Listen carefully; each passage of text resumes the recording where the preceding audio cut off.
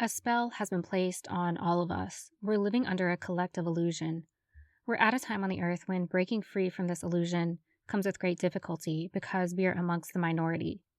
Breaking free depends on answering this one question. Do you choose to be perceived as powerful by others, or do you choose real power? To understand what it means to have real power, we have to understand the difference between emotional control and emotional avoidance. Emotional control is an awareness of what we're feeling and why, but choosing not to act on it because we have the awareness of what actions will cause self sabotage. It's choosing what's in our highest good. It's self love. When we are emotionally avoidant, we have no awareness of our emotions, therefore, we have no control over them. We often feel if we don't project a sense of strength or intellect, we'll look weak, naive, or foolish. We will want to react, prove ourselves, over explain, omit details, or completely avoid confrontation altogether. We don't realize how often we try to create confusion rather than clarity because we don't want someone else to see us clearly. The ego wants us to believe that we're just protecting ourselves.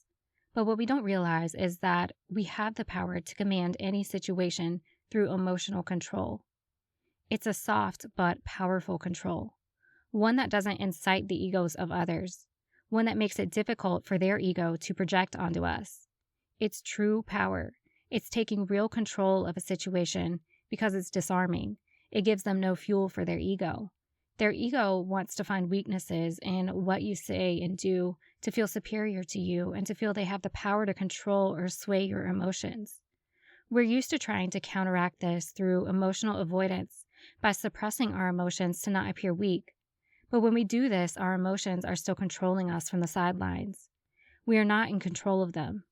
Being fully aware of our emotions, why we have them, and why they get triggered allows us to take control so they can no longer be used against us. When our emotions aren't under our control, we can easily become sucked into the ego games of others because we're afraid of how we'll be perceived, or because we desperately desire love, acceptance, or validation. We try too hard, say too much, or try to prove our worth, not realizing we're giving them fuel to build themselves up and gain superiority over us. We don't realize how dependent we've all become on unclear communication, and how this takes away our power, despite the fact that we are desperately grasping for power.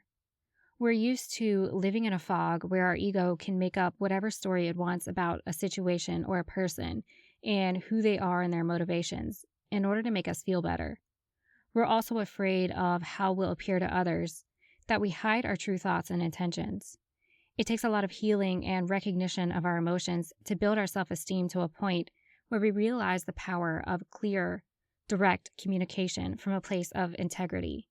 It requires us to choose not to act on our fear.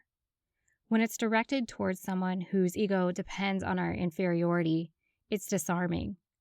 When it's directed at someone who does not have that dependency, it creates so much more understanding and compassion. Emotional control helps us to exit these cycles of feeling weak, naive, or inadequate because we begin to realize the power we have and that we don't need to be afraid. We see how our approach changes the responses we receive. Eventually, we will no longer need to control our emotions because we've raised our confidence and self-esteem to a point where we're no longer triggered. We will begin to see others more clearly. We'll be able to see who we can't trust with the deepest parts of us and who is just trying to play games. This wisdom about ourselves and others helps us create the life that we desire.